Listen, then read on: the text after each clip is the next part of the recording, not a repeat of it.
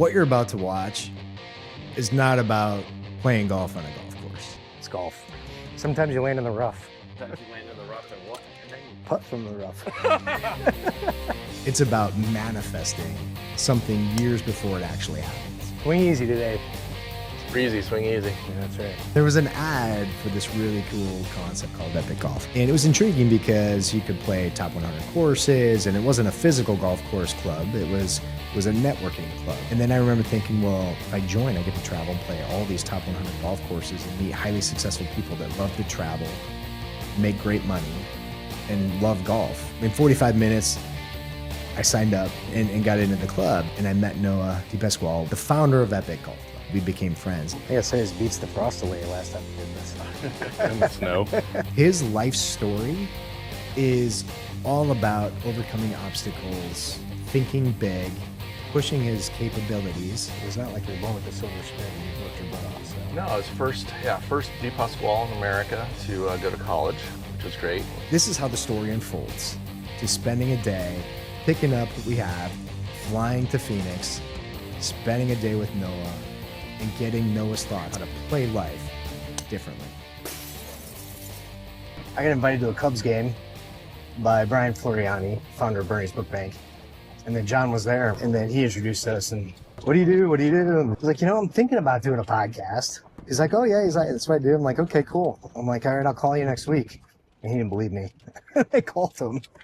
He's like, you weren't fucking kidding. I'm like, dude, if I say I'm going to do something, I'm going to do it, And so Play life differently. play life differently.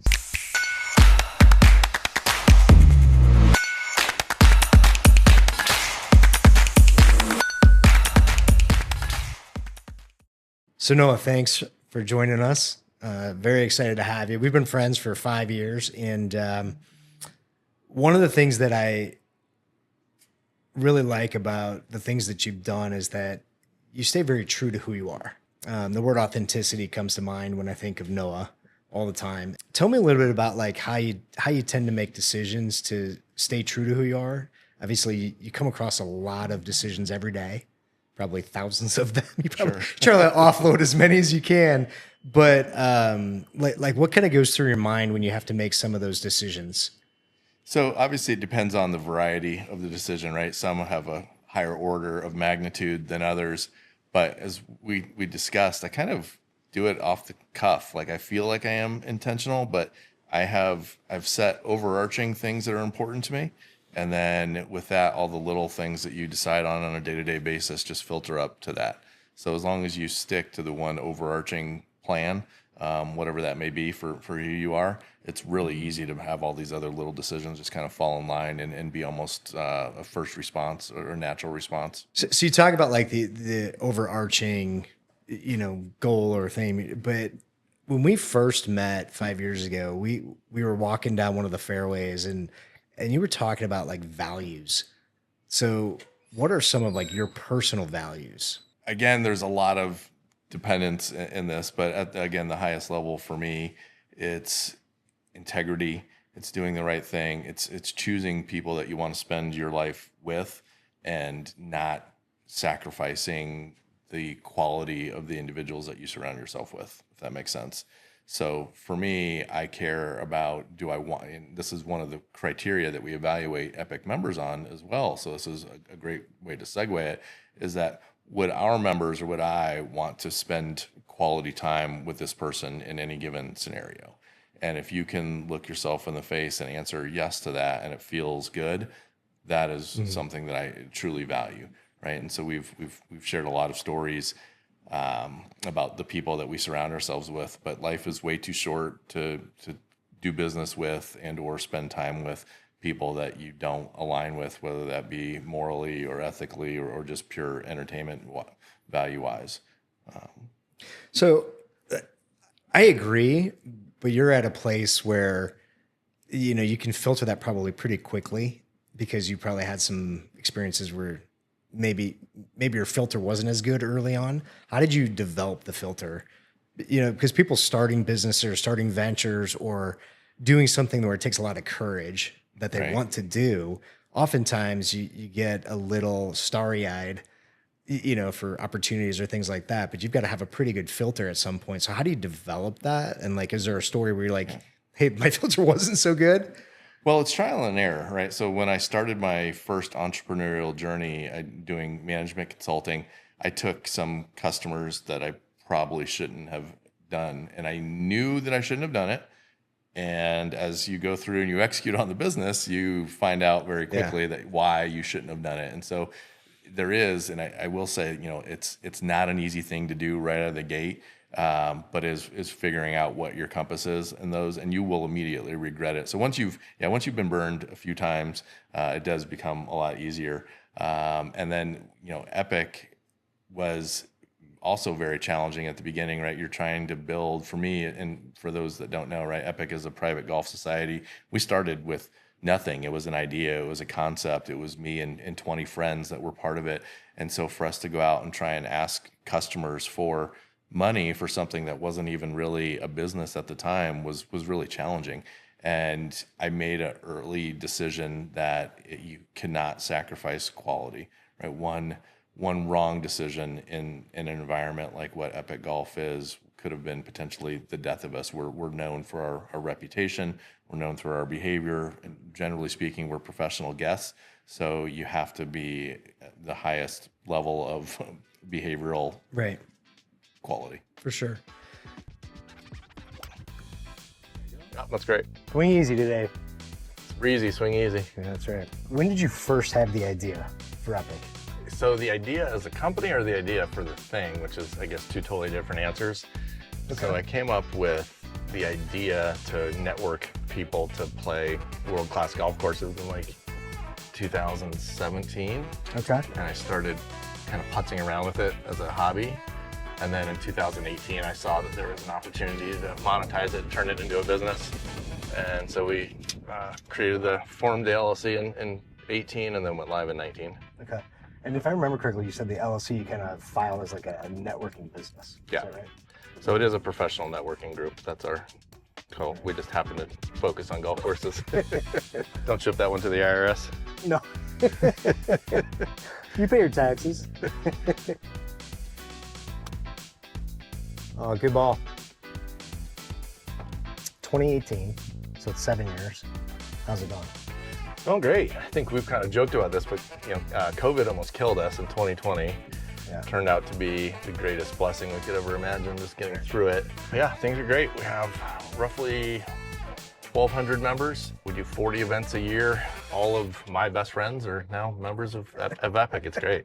Selfishly, it's the best thing I've ever done. That's awesome. That's awesome. I'm thinking of all of these little moments over the last 5 years as a member of Epic where you've said, oh, we'll take care of that, or we'll do that, and it just gets done.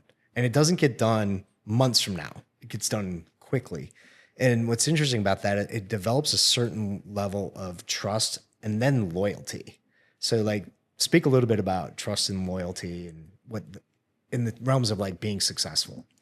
Yeah. And so I guess it is being a person of your word, but it's not just me that's getting things done. The challenging thing about growing a business and having that growth mindset is that you have to be reliant on other people, and you have to enable those other people to make the right decisions and to be able to make those decisions, right? Those are two independent things. Being able to make a decision is totally different than making the right decision. And there are a lot of leaders right out of the gate that micromanage, that don't let their employees make decisions. And candidly, I was one of those a long time ago. But now I have basically tasked my team with being the CEO of their own business. And that's a business unit inside of whatever company it is that we're talking about. And so they're empowered to make decisions. They're tasked with making decisions. They are accountable for those decisions. I am still involved. It ultimately still does roll up to me, but it makes it significantly easier for me to look you in the face and say it's going to get done when I'm very confident that somebody on my team is going to do their job. Yeah. Yeah. The follow through, right? What keeps you going? I mean, you got so much going on, and I know you're very much, a father and a husband, like that's your primary identity, right? But you have all of these other things, right? And I mean, you could probably walk away and be just fine and spend time with the wife and kids, but like what keeps you going in the business? Yeah, I think about that all the time. I mean, part of it is being stubborn. Part of it is competitiveness. Part of it is just I feel like it must be some form of OCD. I haven't been diagnosed, but I can't leave something uncompleted, right? And so I don't know what the finish line looks like. Hopefully there is a finish line at some point, but I'm sure when I find it, then there'll be another finish line that gets created on top of that. But yeah, what keeps me going is I mean, part is probably insanity too. Like, it's just, I can't help myself. It's the competitive nature. It's looking people in the face. It's interacting with people. Like, all of those things are what I like. And I've been fortunate enough to set up myself with a career that allows me to do the things that I like to do. You know, if I was digging ditches, and I don't want to belittle ditch diggers, but I don't know that I would be as passionate about it. So I was lucky enough, and it was fortuitous enough that I found a path that allowed me to have the lifestyle that I want, but also doing what I want with people that I want. Right. And if you can combine that, I think you're doing something really special. And that's not necessarily for everybody. And you don't have to invent the wheel. You don't, you know, if you're just getting started, it doesn't have to be something that's brand new. That was just my path, and I'm lucky to say that it's worked out the way that it has. Yeah. Okay, there's a lot to kind of unpack and what you just said. You said OCD, and the first one of that is like obsessive, right? Mm-hmm. And we were talking in the golf cart a little bit about motivation versus obsession, right? And then you said competitive, and you don't like to see things not finished, right? And there's a book called Relentless by Tim Grover, right? You know, the trainer Michael Jordan and Kobe, and he talks about like you got the cooler, the cleaner, and the closer, or the cleaner, right, is the guy that like finishes, right? I can't remember all three, but they just obsess over being the best, right? And being relentless. And then you mentioned something about like, not sure when the exit will be or the end will be, but there'll probably be something else. Right. It's so, how did you find that? Like, did that start as a kid, or like, you know, where you're just like, hey, there's something here, and you are lucky, you say it, but luck is a lot of hard work, it seems. People call it luck. Successful people say they're lucky all the time. And the reality is they know differently. Yeah. But they don't admit it because they're being humble, right? But there's a lot of sleepless nights, a lot of things that they're obsessing about to make it just the way they want. And they never really get that, right? So did that start early for you? In parts it did. So like sports, I would say yes. I certainly had I would say kind of a wild 20s as a decade. I was not as focused on those things. I can leave that out. But I was obsessed at being the best, whatever it was you wanted to say that I was doing. Best at college. Running around, yeah. College and post-college was pretty good too. But yeah, I think it really developed, and it's funny because I give her a lot of crap for this, but you know, when I started dating, who's now my wife, that is really what changed a big portion of my life. Like, that was when I decided to stop going out on the weekends, right? Start focusing on my career, start thinking about a family, all of those things.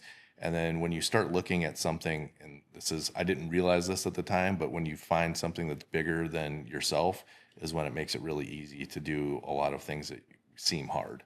Right? If you're just doing it for yourself, if you're just doing it because you want to be rich or because you want, you know, that house or the car or whatever it is, it makes it feel like it's a lot of work. But what I didn't know, and I've now learned, what made it easier is that there was something a lot greater than me that I was working towards. And that made it so it didn't feel like it was work. It was just the path to get to what I want for somebody else. So when you say it was for somebody else, you're talking about your wife, future family, okay, legacy, all of these things, right? Like the grandiose, more being, it wasn't just because I was going out and I wanted to have a nice car. Like, again, when you're going out when you're working because you're trying to get some material thing, it might seem like it's exciting while you're doing it. But I definitely remember looking back and thinking to myself, oh my goodness, that's why I hated my job, or I hated going to work, because there wasn't like a real reason. The materialistic thing was not something that was really driving me. And when I found something that I think was greater, the greater cause, then it just made it like I didn't mind working 14-hour days when I started these two businesses. were a lot easier to do than, like a 6-hour day at a job that I hated, 20 years ago. Yeah.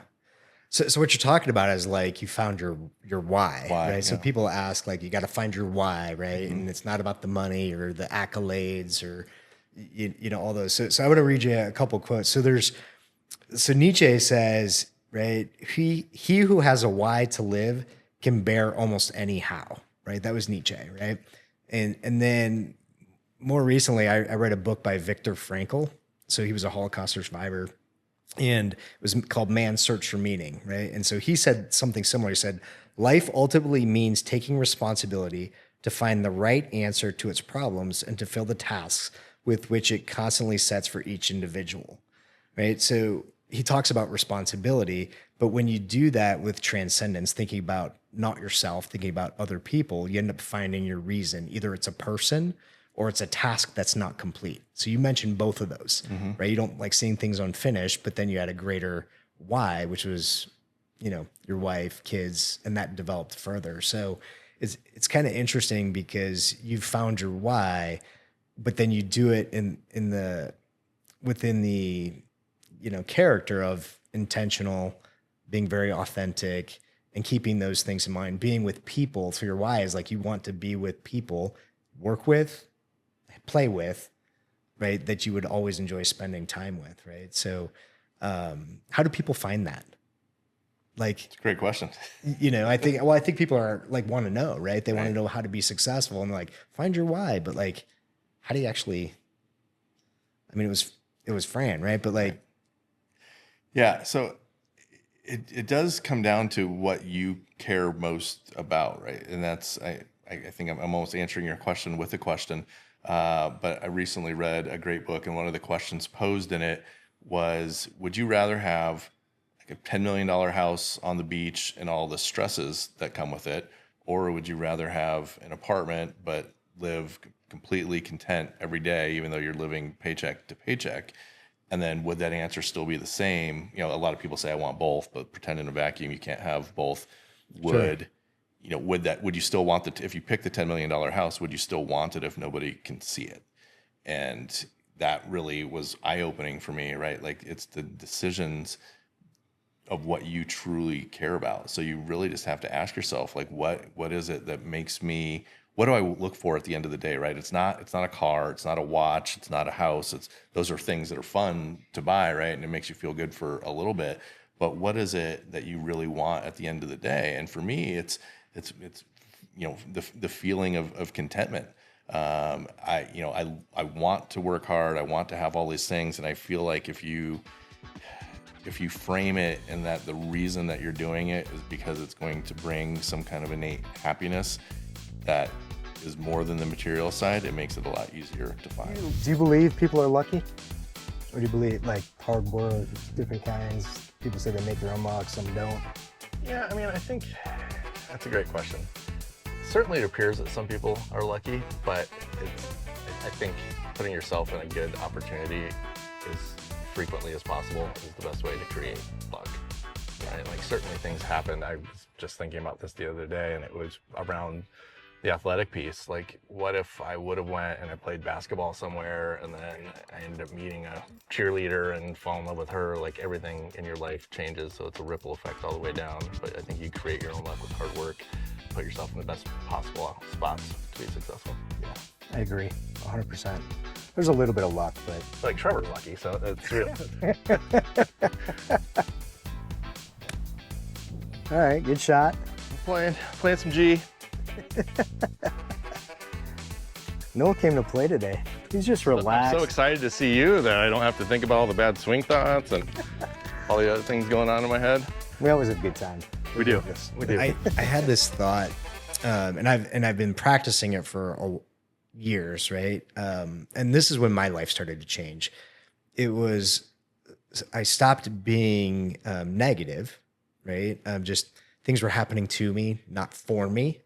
So that was a big shift. Sure. And the book, The Gap and the Gain, talks a lot about that, right? Stop judging yourself on the goal, judge yourself on what you've accomplished, and then keep pushing forward.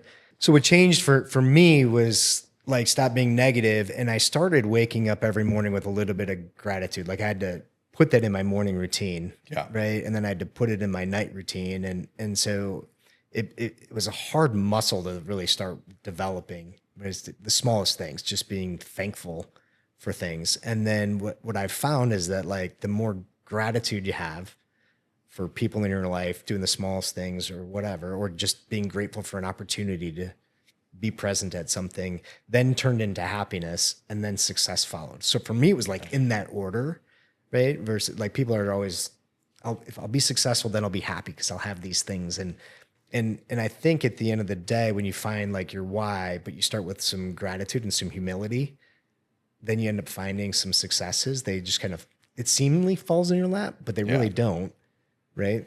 The gratitude piece is huge. And we talked about luck earlier on the golf course today. And so the one thing that I need to reframe is that I do try to view everything through a huge lens of gratitude, because we are super lucky. And there, you can argue, and this is another great conversation, like how did I get to where I am, or how did you get to where you are? And it's hard work, it's perseverance, it's all these things. But really almost 90% of it is luck. If you look at it, like you could have been born in Afghanistan, like, or in the Gaza Strip while bombs are getting fired at you, right? Would you be where you are today if that's where your life was? And so to me, I look at that was like the most eye-opening thing I've ever heard. Like I'm so grateful that I'm born in America, that we're born in a time where we have age of information and all these things. And yes, you should capitalize on the opportunities that you've been given.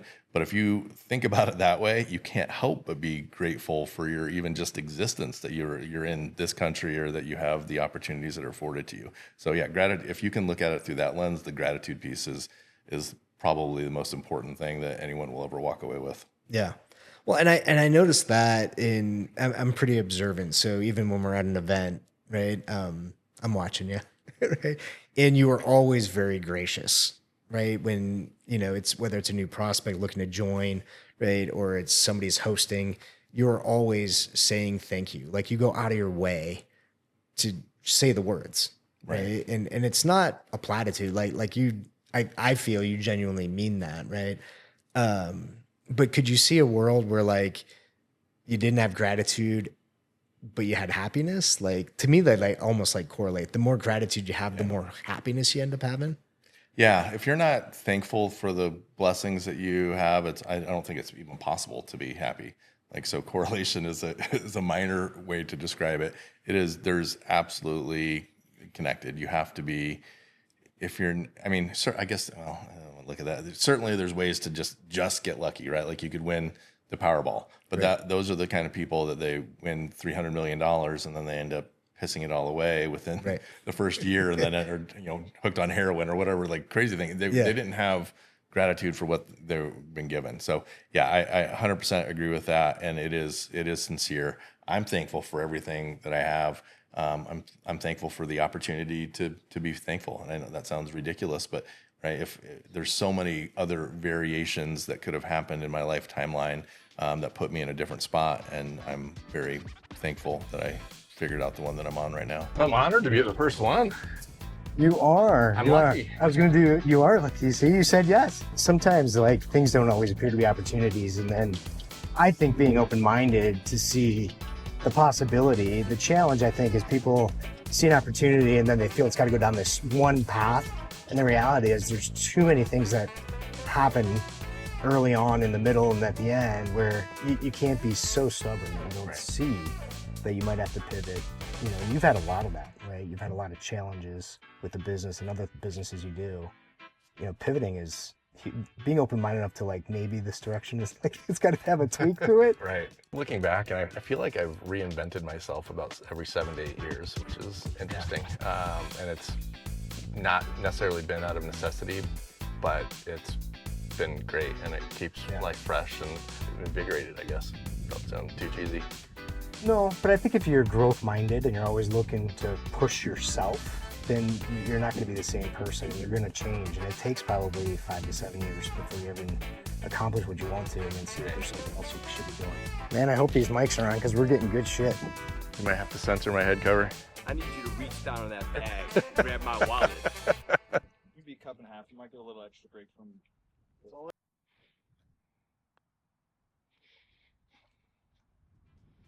Pretty good weight. Good line. Just.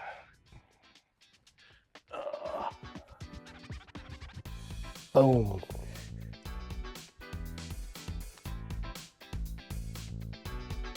God, they just broke a little. Weak. So when you think about all the things you're doing, what are some of the biggest, or what is the biggest challenge? In the golf community, it's, and I guess there's multiple answers to this, but it's just that the world of golf has turned into luxury travel. And we are trying to stay at the forefront of that. Like just some of these private clubs that are opening up now, the amenities are things you couldn't even dream of 10 years ago. And it's just continuously setting the expectations and the bar higher and higher.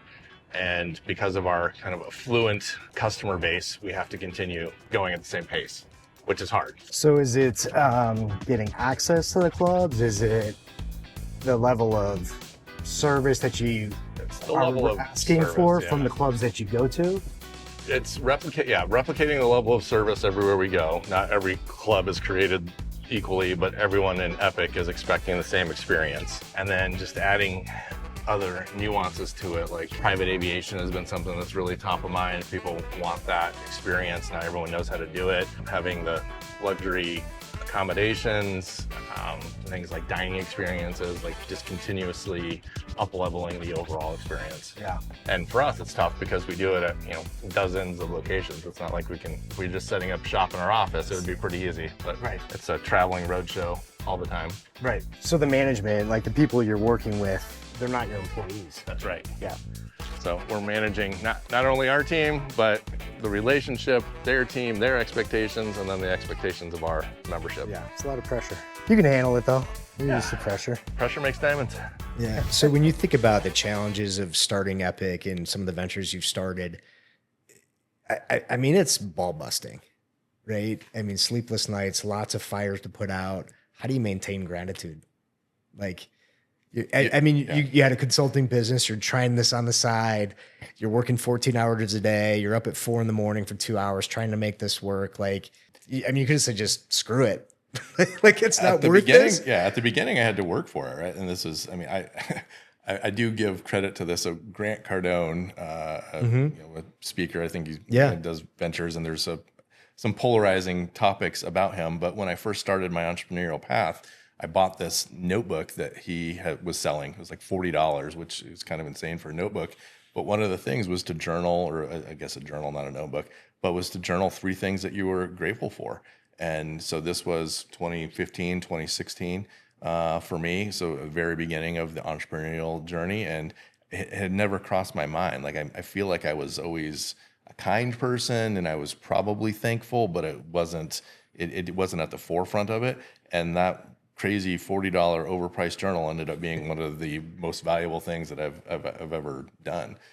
So it was hard work at the beginning. It was literally forcing myself to wake up and write things that I'm grateful for, write down goals. And then before I went to bed, I did the same thing as well. And then it just became, at that point, kind of habit. And now everything that I look at through the lens of, I'm blessed that I have the opportunity to face this, whether it is good or perceived as bad at the time. Yeah. Do you still journal? I haven't. I keep trying. I want to get back to it. I have one sitting underneath my nightstand, and I keep getting mad at myself because I'll do it for like 2 or 3 days, and then I'll go on a trip or I'll do something. I don't travel with it, and then it just kind of falls out of habit. I still do make mental notes, so I have routines and rituals that I end and begin every day with. And the end of the day is thinking of a handful of things that I'm grateful for throughout the day, and try to make them, very specific. One thing that I learned a long time ago too with this is you can't just say, "Hey, I'm thankful that I'm healthy."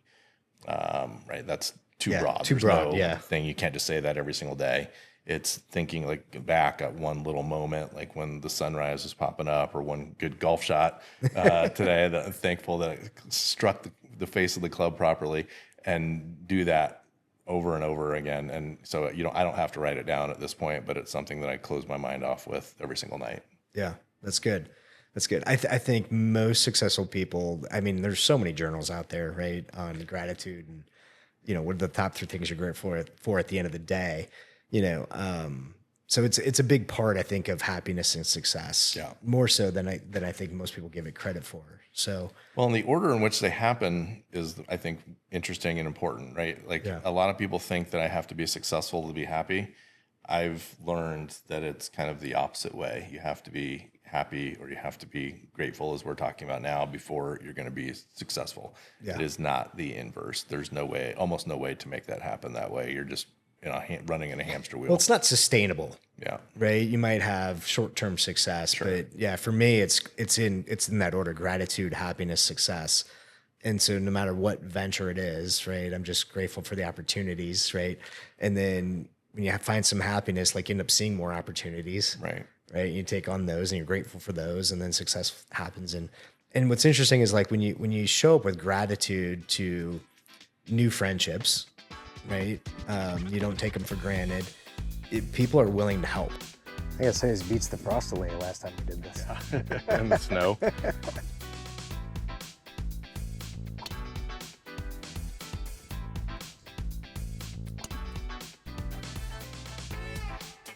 What's like the first kind of reaction or thought you had with a truly challenging situation? You know, there's no standard formula for me for that. I think if I really had to evaluate my skill sets as a business person and kind of as a human, problem solving happens to be one of the things that I'm best at. So I'm grateful for that, and that's one of the reasons we're able to do this. But yeah, one is to step back and said kind of a moment ago is that it's not necessarily a problem. It might seem like a problem at the moment, but you can turn a lot of problems into opportunities. And while it can cause some panic, it's to evaluate, one, is it really a problem, or is it just a perceived problem? Is this something that you can turn into a way to, and this has happened numerous times, like we've had events that kind of exploded because of the staff at the other location, and if we would have just acquiesced, we might have lost members, but because we rallied around it and turned it into an opportunity, people appreciated it more, and we actually gained a stronger following. No, that's key. I think people see the world as problems, and problem initially has a connotation of being negative, and you're not a negative person, right? So, and I'm not either. So, I'm like, it's not a problem. It's just another puzzle to solve or something to work through. So, everything's solvable, and given a little bit of time, the answer usually presents itself too. I think people are too impatient. So they're impatient, and they look at things with problems, and that just causes disasters. Well, and that's what I'm not convinced that problems are actually problems, and this is something, a mindset shift that I've had. I think things are the way that they're supposed to be, and it's an opportunity for you. And I keep saying the word opportunity, but it's just that's what you have to get in front of, right? If everything just went one specific way, you would not grow. 100%. So it's an opportunity to grow.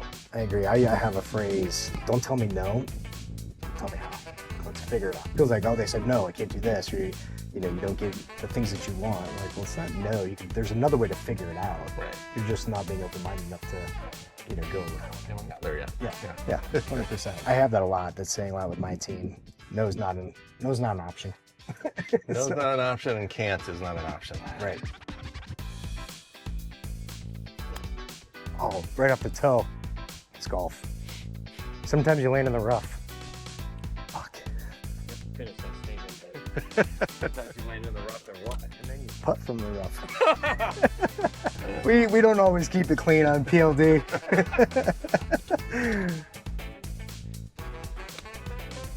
Oh, get left a little. You bonehead. Ugh, that's frustrating. Nothing like get a little lucky back in the short grass.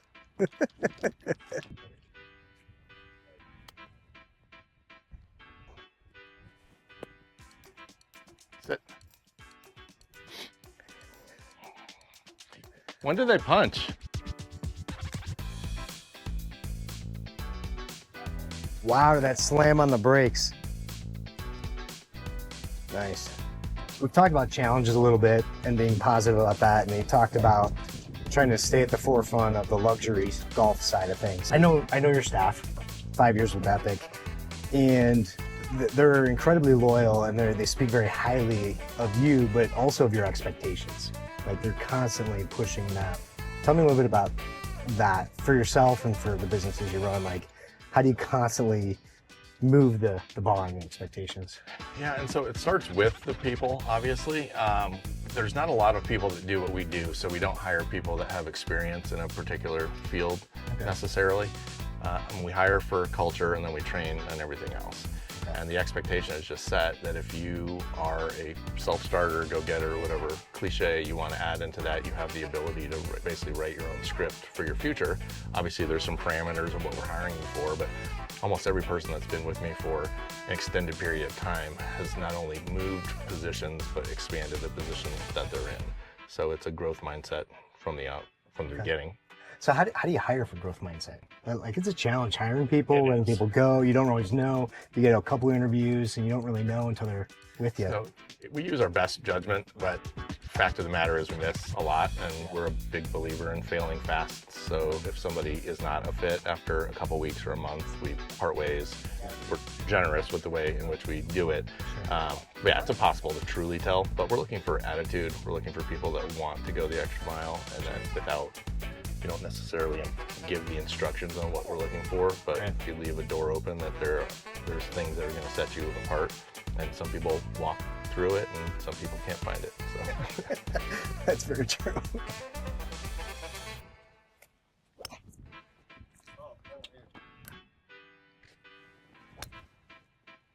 it's high. Shot shaking. Wind is picking up, yeah. No, I think the vision for it is to like build a following around growth mindset and entrepreneurship, shit like that. And Who's then, the demographic?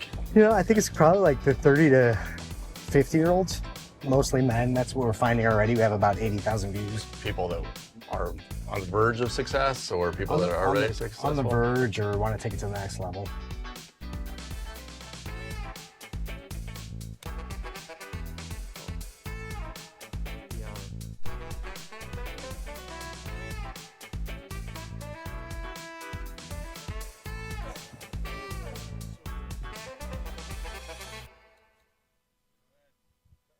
I want to go back to like you mentioned like things really turned when you met Fran, right?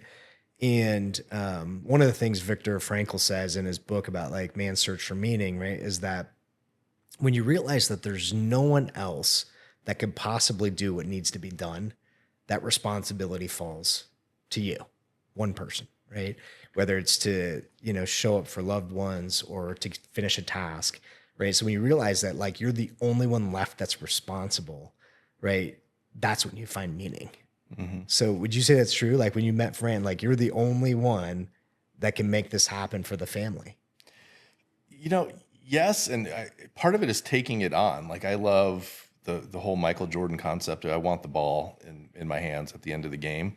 That's kind of, I think, what it is that you're saying. Like, I don't want to be LeBron. I'm not trying to dish it off and hope somebody makes That's a whole nother segment. Right. Who's the GOAT? I had to get a dig in there. It's definitely MJ. But yeah, I mean, I like taking ownership of that. And so I don't think that I don't know if it puts the pressure on to do it or that's why, but that's what I've always wanted. Like I enjoy the fact, and like when we go on group trips, I'm the itinerary guy, right? If we go out to dinner, I want to be the guy that orders for everybody. I like taking on the responsibility, and part of it is the OCD. I just can't help myself, and then Fran has to smack me back and say, "Stop It's doing the obsession. Yeah. Well, you like the wine you like. Yes, I like the wine that I like, and I want to make sure everybody gets enough of the spicy rigatoni when we're at Carbone. So, I mean, yes, it's that position, but I wanted to put myself in the position. So I don't think that it was a necessity. Yeah. I think that, and my wife is a wonderfully strong, talented person. I think if she had been as equally as obsessive or competitive or A-type as I was when we had met, we probably would have dated for a couple weeks and either murdered each other or went our own way. Like it just would not have worked. So she's the perfect yin to my yang without being too ridiculous about the softiness of it. Yeah, I mean, putting two obsessively competitive people, it's hard in a relationship. Those probably don't work out so well. They don't. Just playing life differently today. Hey, I know that phrase. I love that, by the way. Do you? I do. I really do. What do you like about it? A lot of people say it to me all the time. which is kind of interesting. I didn't come up with it for that reason. But Well, I think it's that the connotation that life is a game, because I think you can construe it that way, right? There's rules, there's boundaries, not necessarily winners and losers. I think it's not a zero-sum game, but you definitely need to think about it as acquiring pieces like Monopoly. yep. And then differently, I don't know, it's great. Yeah. If you just said play life, it would be short, so differently is a great. Yeah, the differently came up just because I got tired of like trying to live up to everybody else's expectations. Like I want to do it my way, Your which way, is different than when everybody else does it. Yep. And I've had successes doing it my way, even though people didn't see it. They're like, oh, this is what you got to do to be successful. I'm like, well, I don't really want to do it that way. Like it's uncomfortable. It's not me. It's not authentic to me. So differently just kind of stuck. It's got to be congruent with your personality. I love that. 100%.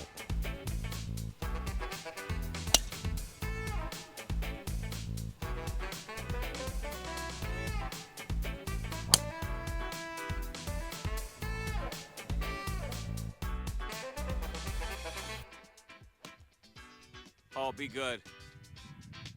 Be good. Play life differently is like my tagline. Like, do you have one? I've played around with it a lot. Honestly, no, and I changed my mind a lot. I think the closest thing would be the journey is the destination, and that for me is something that I've been saying over and over again for the last couple of years, and it's just kind of stay present, stay focused on what you're doing, not worry about what the future's going to hold. Yeah. And that's something that's really served me well. So I don't know that I'll turn it into a tagline, but it's on my LinkedIn. I got it tatted on my hand, actually. So, I saw and that. This That's is neat. the Italian version of that. Il viaggio è la meta. Translates roughly to the journey is the destination. I like that. Yeah, I found like most successful people have a go-to phrase or creed that they remind themselves of, especially when things get tough. Yeah. That they try not to get bogged down or like, okay, this is the thing I say all the time. This helps me get through it, get past it, move on. I put it on my watch hand specifically because when you're looking at your watch, you're looking at not right now, right? You're wondering Right. what's coming up for the next. So this is kind of the opposite reminder to stay focused on what you're doing. I like that.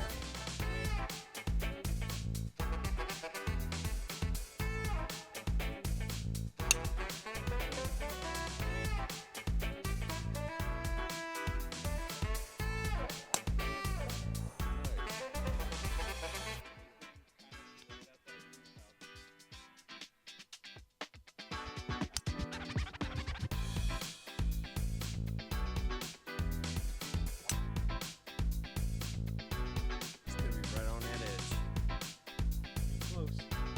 You spoke about being present and intentional. It feels like I've known you for 5 or 6 years. It feels like everything you do is intentional. Would you say that's true? I try to be. It doesn't always work out that way. I'm pretty impetuous. I make decisions super fast. So yes, I'm intentional about life and the big picture, but I make a lot of quick decisions, and Yeah. hopefully they're the right ones. And you don't worry about quick decisions being wrong. No, I think your first instinct is generally the right one. And I mean, obviously, if it's something that you have to truly think about, then yes. But if an answer comes immediately, then I go with that Yeah. answer. Yeah, that's true. I think a lot of people wish to be successful, see opportunities, but they don't make smart, fast decisions. Like I think Yeah. most entrepreneurs are really good at making smart, fast decisions, and if they're the wrong ones, they just pivot.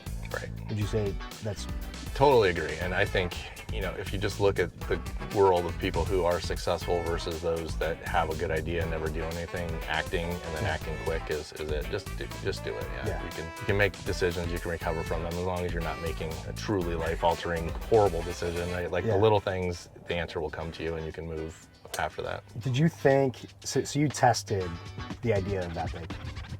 Was it once you kind of had a little bit of information, did you think that was like a relatively fast decision?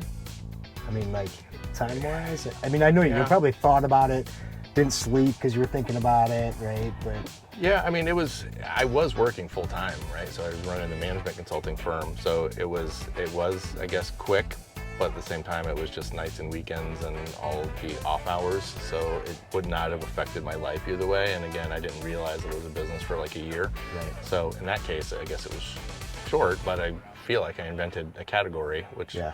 was kind of cool. So that comes about less frequently. So one last question before we tee off. So you had it simultaneously, but you were still consulting, so you still had that income to take care of the family. At some point, you had to turn it off. Yeah. And go full on in with Epic. Like, was that quick? Yeah, so I was able to sell part of it, which helped.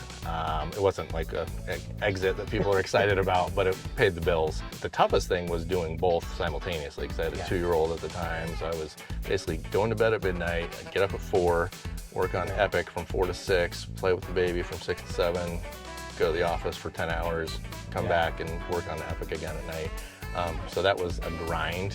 So I don't know where the decision was easy or not easy, but I think most people, they hear that starting a business is hard, but they don't really understand that you're literally running on empty, on fumes, right? You're going to bed at midnight, you're up at 4, just so you can get 2 hours of work in that you're not getting paid for, right? On the hope that something works, right? I think people don't understand that, and they're not willing to sacrifice the sleepless nights, or the headaches or the challenges that come with it, right? One of the funniest things that I've heard to this, and I believe it was Elon Musk, somebody asked him, do you have any words of encouragement for starting a business? And the response was, if you need words of encouragement, you should not start a business, right? I agree.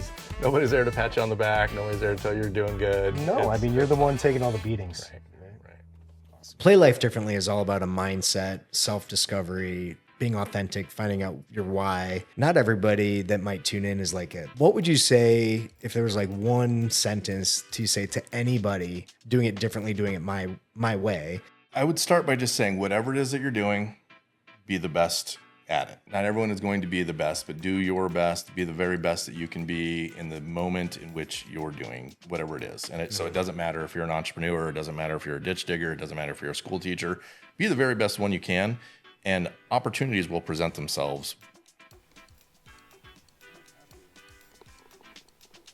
Are you going to be on all platforms? So far, YouTube channel, Instagram, LinkedIn, and then eventually, once we figure out kind of the formula or whatever, we'll do TikTok too.